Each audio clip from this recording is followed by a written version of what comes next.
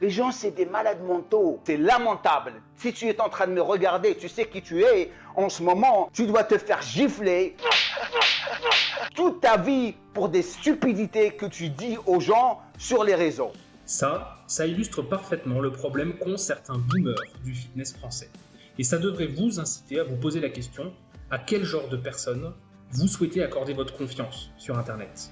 Cette vidéo-là, elle m'était pas adressée à moi personnellement, mais elle aurait pu. C'est Emric, un kiné qui fait de la vulgarisation qui était visé. Son crime, il a osé contredire publiquement un influenceur muscu. Je vais vous raconter ce qui s'est passé, vous allez voir que derrière ces apparences de chamaillerie de cours de récré, il y a une vraie question qui se pose sur la façon dont on gère nos connaissances, la façon dont on gère la contradiction et la façon dont on gère les erreurs qu'on peut commettre. Je vous raconte. Il y a quelques jours, Jamcore, un ancien bodybuilder qui a aujourd'hui une audience énorme, postait 2 vidéos dans lesquelles il parle d'exercices qu'il ne faut jamais faire quand on a une hernie discale. Le squat, tellement de compression sur la colonne vertébrale, vous allez vraiment vous faire détruire le dos. Donc un sujet qui relève pas mal de la kinésithérapie, puisqu'on parle d'exercices, de douleurs et de certaines pathologies comme les hernies discales. Jamcore, il a une communauté de gens qui le suivent et qui l'apprécient. Il a de l'expérience dans le monde du culturisme, il a un aspect vieux sage avec sa barbe poivre et sel, et il se fait d'ailleurs appeler Tonton, ce qui montre comment il se positionne. Le mec sympa, plutôt cool, qui vous veut du bien. Alors quand il donne des conseils qui semblent basés sur la logique, son audience n'a pas de raison particulière de douter de lui. Emric, le kiné, il réagit à la vidéo de Jamcore en disant que non, on peut pas être aussi tranché. Mettre des contraintes sur son dos, si c'est fait intelligemment, ce n'est pas un problème. Ça ne va pas détruire le dos, comme le dit Jamcore. Ce sont des idées qui sont fausses, qui peuvent faire peur et qui vont à l'encontre des recommandations actuelles. Au même moment, et sans qu'on se soit concerté, j'ai publié également une vidéo sur le même sujet où je parlais de l'influence des exercices comme le squat et le soulevé de terre sur la colonne et sur les disques en particulier. Vidéo sourcée dans laquelle je pense ne pas avoir été particulièrement irrespectueux ou insultant. Parce que je sais que ce genre de vidéo part d'une bonne intention, celui de faire de la prévention.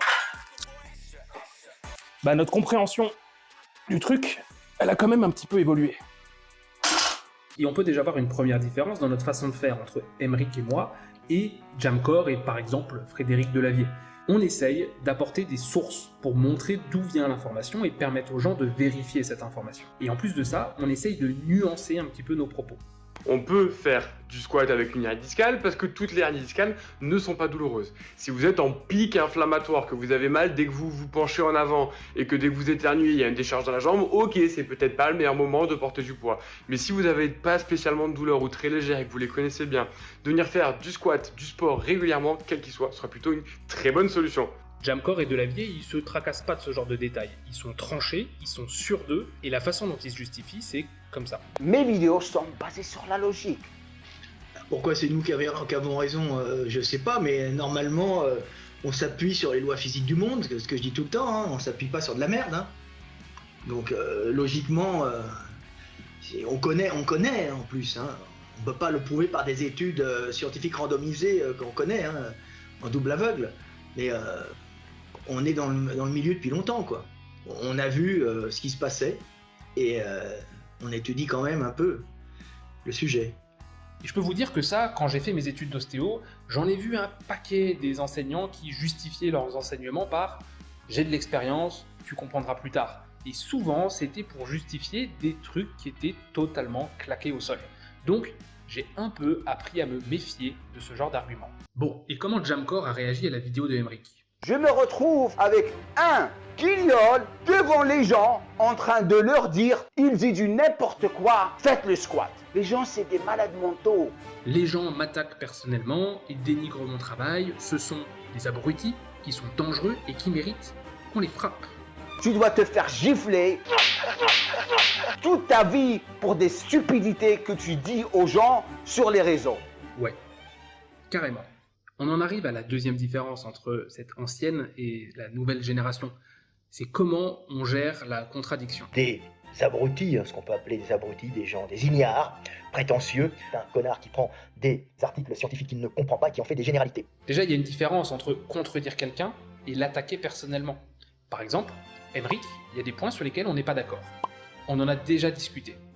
Et c'est ok en fait. Ça m'est jamais venu à l'esprit de l'insulter, de le menacer, ou de souhaiter qu'il lui arrive du mal. Juste parce que c'est pas comme ça qu'on règle un conflit quand on est un adulte civilisé. Et je trouve ça fou de devoir le dire à des gens qui sont 20 ans plus âgés que moi.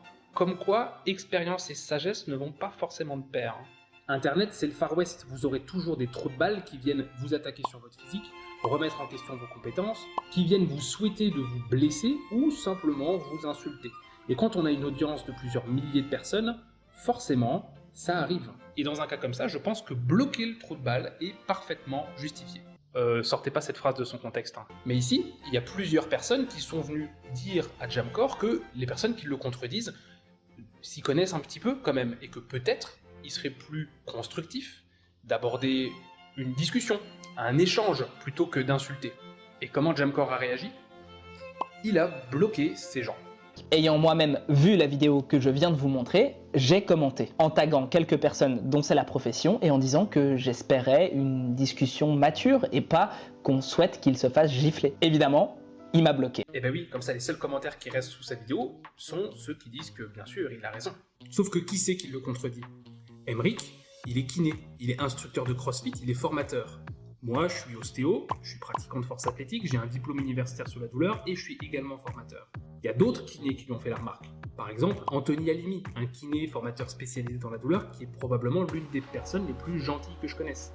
Il lui a fait cette remarque. Je suis kiné, je suis formateur. Faire du soulevé de terre et des squats, même chargés, fait partie des traitements recommandés pour les douleurs lombaires et probablement pour la sciatique aussi.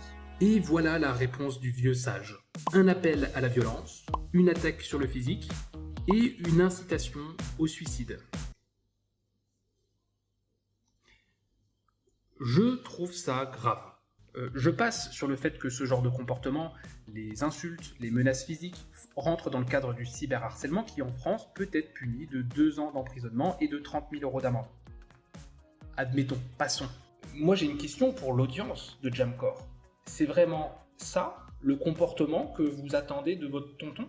C'est ça une réponse professionnelle pour vous? Vous considérez vraiment que quelqu'un qui se comporte comme ça mérite autant d'éloges, peu importe qu'il ait été un très grand bodybuilder, peu importe qu'il ait plein de connaissances? Vous considérez que c'est correct ce genre de comportement? Au-delà de ce que ça nous dit sur les qualités humaines de la personne, ça nous amène à une troisième différence. C'est la façon dont on réagit quand on s'est planté. Moi, je me suis trompé. Ça m'est arrivé plusieurs fois. Et ça m'arrivera encore. Parce que je suis un être humain. Parce que des fois, il y a des informations que je rate ou que je comprends pas. Ou tout simplement parce que les connaissances, elles évoluent et que des fois, il y a des nouvelles infos qu'on n'a pas encore eu le temps d'assimiler. Et c'est ok de se tromper, tant qu'on s'en rend compte et qu'on se corrige. C'est arrivé à Emric, ça m'est également arrivé à plusieurs reprises. Et j'ai pu me rendre compte que je m'étais planté parce que certaines personnes étaient venues me le faire remarquer de manière polie, respectueuse et sourcée.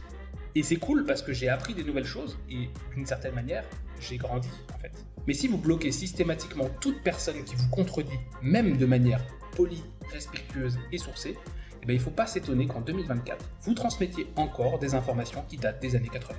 Moi, souvent, il m'est arrivé de me tromper, mais en général, je me trompe très rarement. On va terminer par une note plus positive.